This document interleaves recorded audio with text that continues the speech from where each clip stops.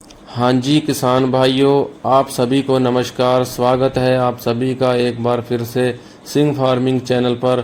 और मैं हूं आपका किसान मित्र परमजीत सिंह।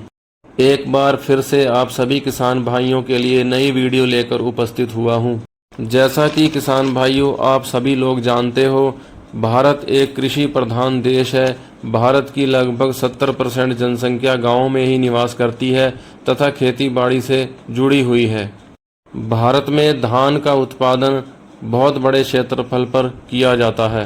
भारत से बड़े पैमाने पर चावल विदेशों में भी निर्यात किया जाता है। बासमती धान के उत्पादन में भी भारत कई अन्य देशों की तुलना में काफ़ी आगे खड़ा है। हमारे भारत के किसान कई प्रकार की धान की वैरायटियां अपने खेतों में लगाते रहते हैं। तो किसान भाइयों, आते हैं मेन पॉइंट पर और बात करते हैं धान की नई वैरायटी PR 131 के संबंध में। यह variety Punjab agriculture university Ludhiana के द्वारा पिछले साल लॉन्च की गई थी। इस वैरायटी के बारे में हम डिटेल में बात करेंगे। इस वैरायटी का पिछले वर्ष का तजुर्बा आप सभी के साथ साझा करेंगे। किसान भाइयों, जैसा कि आप सभी लोग जानते हो कि अब 5 मई हो चुकी है और 15 मई के आसपास किसान भाई अपने खेतों में धान की पौध बोना शुरू कर देते हैं। धान की नर्सरी 1 महीने में ट्रांसप्लांटिंग योग्य हो जाती है। हमारे भारतवर्ष में मानसून की स्थिति 15 जून से 25 जून तक मानसून स्टार्ट हो जाता है। यह पूरा पीरियड धान की रोपाई के लिए उपयुक्त माना जाता है। किसान भाइयों, आप अपनी मोबाइल स्क्रीन पर जो व्यू देख रहे हैं, यह PR 131 धान का खेत है। PR 131 धान पौध से लेकर पकने तक के समय में 135 से 140 दिन का समय लेता है। PR 131 धान का चावल PR 114 धान के चावल के ही समान होता है। PR 131 का चावल खाने में बहुत स्वादिष्ट होता है। यह धान झुलसा रोग के प्रति यानी BLB के प्रति सहनशील है। किसी भी प्रकार का जीवाणु जनित रोग इसमें नहीं लगता है। 10 प्रकार के जीवाणु जनित रोगों के प्रति सहनशील वैरायटी है। PR 131 धान की हाइट लगभग 111 सेंटीमीटर होती है।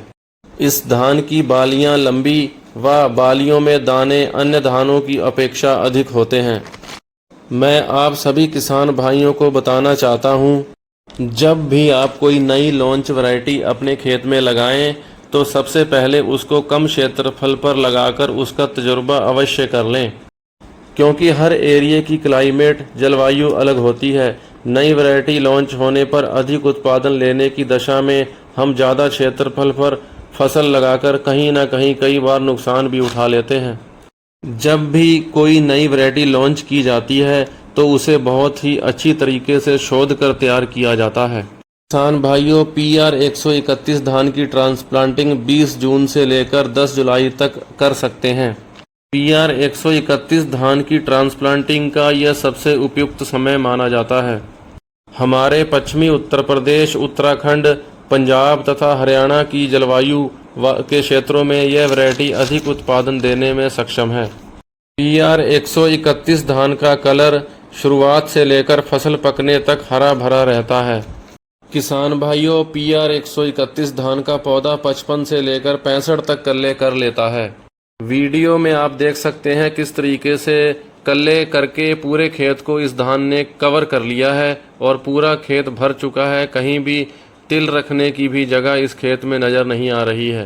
यह जो खेत आप देख रहे हैं, यह 35 दिन की अवस्था का धान है। अभी यह धान 15 से 20 दिन तक और इसी तरीके से ब्यात करेगा। PR 131 धान 55 से 60 दिन में पूरा ब्यात कर लेता है।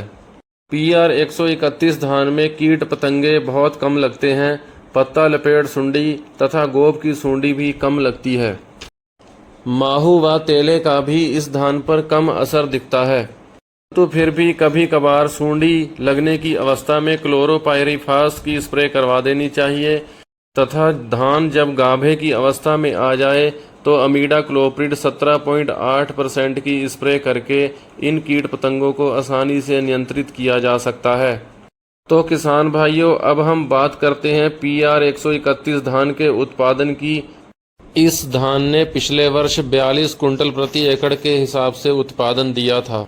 जो कि धान की अन्य वैरायटीज की तुलना में अधिक था।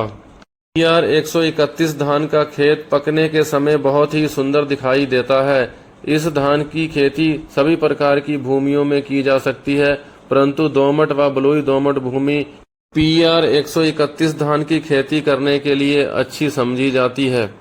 फसल पकने की अवस्था में PR 131 धान की बालियां काफी सुंदर दिखाई देती हैं।